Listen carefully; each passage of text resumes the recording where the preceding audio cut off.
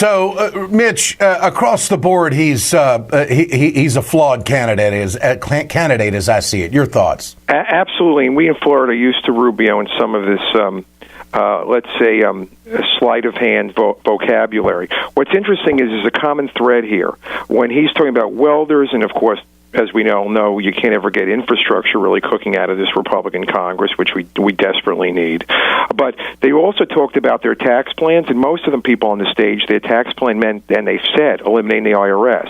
Well, we know that's not possible. That's ridiculous. So between saying eliminate the IRS, welders, blah, blah, blah, the same echo chamber, the Republican echo chamber, what's interesting is the fact that obviously these are people who are playing for the nomination. They're speaking to a very narrow audience of Republican supervoters who are even more conservative than the typical Republican voter. They're very anti-establishment.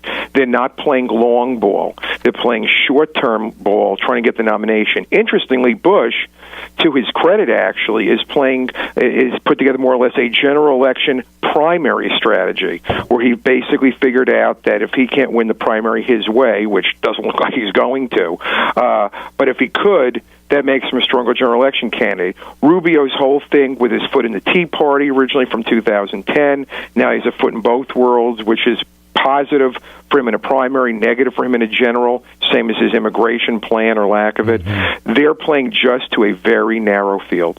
Okay. I've always maintained the position Republicans do not want immigration reform.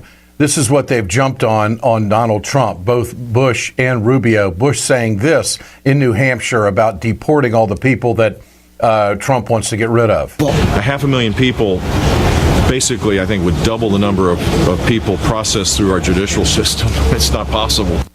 It's not possible. I think it is possible, but it would be a heavy lift. How does this play in Republican circles, Mitch? Well, obviously, the fact that he's, a little more moderate on immigration, again, goes to a general election strategy. He's been a governor. He's more realistic. Remember that Rubio was part of that Gang of Eight, and as soon as the Tea Party came down on him, he moved away from that very quickly and abandoned them.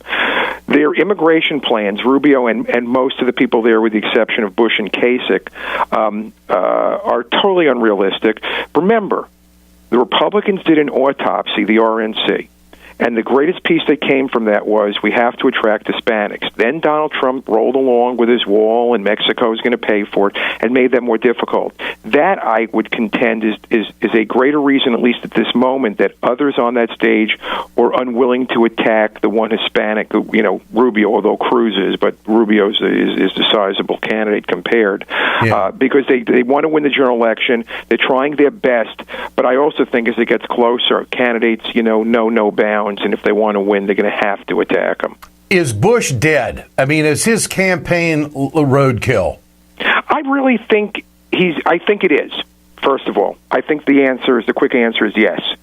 Will he go on? Yes. Does he have a lot of money? Yes. Is he a bad guy? No.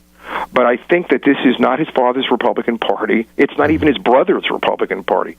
The very fact that he got a guy like Bob Dole, who actually is not a bad guy. I actually met him once, found him to be incredibly great, entertaining person with a good sense of humor and a very decent guy. But they kind of, literally rolled him out. And if there's a face of not about tomorrow but yesterday, it's Dole. They just don't really get it. And even though he had a debate coach who said things like, don't answer questions directly, and that's an actual exact quote from the paper that he was told. This party has moved away from him in a very extreme way, and he cannot adapt. Okay. Is it a good political strategy for the Republicans? They're going to have to walk this fine line of not attacking Rubio. But if he says when he throws this welder thing out and wages out, and he's totally wrong, isn't that raw meat to the rest of these guys? It will, but remember, this is a really weak field. It was originally heralded as one of the strongest fields ever. Mm-hmm. I think 2012's field they called stronger, and you see how well that went. It's a weak field. They don't know how to respond. They're going to have to figure it out as the field, narrows down. But yes, they're going to have to attack him. Interestingly, the Miami Herald ran a story today on his expense account. But what they came up with, there was new information showing a lot of little charges, but all for incredibly personal use. All of it. So do I think that will be fodder? Short term, yes. Long term, maybe not. But it keeps stirring the pot. But the best they could do is just leak stuff and make it as if they have clean hands. They're afraid. This is the interesting thing, and I'm holding up my wallet, Mitch. You can't see it. I'm pulling out a credit card right now. Okay, there's one credit card. I'm pulling out another a debit card from another account, and I'm pulling out a business credit card right here. You mean to tell me that it's just too hard for Marco Rubio to differentiate what is ethical, what is convenient, and what would not be questioned? Did he actually think that using a credit card from the RNC was not going to be questioned? Did he actually think that it was going to be easier to do it this way? That tells me he's got a disregard for authority. It tells me that he is not an organized guy. He can't fly ahead of the aircraft. He doesn't have plan B. I think he is terribly flawed. I think he's horribly immature. I think he's a good communicator. And unfortunately, that's scoring him well. But when you listen to what comes out of his mouth, it's not leadership, and it's flawed. So it would seem to me that if Bush really wants to go for the jugular, this is his opportunity, isn't it? You're exactly right, but remember, Bush is so rusty. Even when he's been around for a while, he's still just, it's almost as if, political 3-in-1 oil still won't loosen him up. It just doesn't happen. He's not built that way. He's an old model, so to speak, and there's no adjustment. And I agree with you. Rubio is a good communicator, and so is Cruz. But you're also looking better as a communicator when the rest of them are such poor ones. Mm-hmm.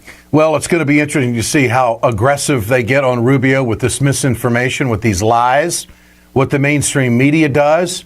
I think this is material for the next debate, and I think that if Rubio has any character whatsoever when it comes to the truth, he will correct himself, or he will cite his source to the American people as to why he thinks we have to support vocational education because welders make more than philosophers. It's simply not true. I think we will collectively not be holding our breath for correction. Mitch Ceasar, always good to visit. Thanks so much. Thank you, Ed. Our Florida connection and expert on politics in that part of the country, Mitch Ceasar, and great friend.